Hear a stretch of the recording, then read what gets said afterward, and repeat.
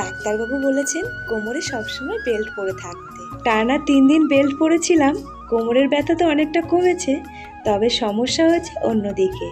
আমার পেটের খোলে বিষের মতো ব্যথা। প্রথমে তো আমি খুব ভয় পেয়ে গেছি, আমার পেটে কি আবার কোনো রোগ হলো নাকি। তারপরে বেল্ট পরা কিছুদিন বন্ধ রাখতেই আমার পেটের ব্যথা উধাও হয়ে গেল। সেই থেকে আমি সবসময় আর বেল্ট পরি না। যখন ছেলেকে বই পড়াতে বসি তখনই আমি বেল্টটা পরি। বাংলা অক্ষর চিনতে না চিনতেই 3-4টে করে শব্দ লেখানো শুরু করে দিয়েছি। ঘড়িতে তখন রাত 1:10 বাজে। বর্মশাই গিয়েছিল কাঁচরাপাড়া প্রোগ্রামে। আজ অনেক তাড়াতাড়ি ভাত খেয়েছিলাম, মানে ওই রাত 8টার সময়। তাই এই রাতে আমার খিদে পেয়ে গেছে। রান্নাঘরে গিয়ে দেখলাম রুটি আর পেঁপে আলু ভাজা আছে, তাই খেয়ে নিলাম।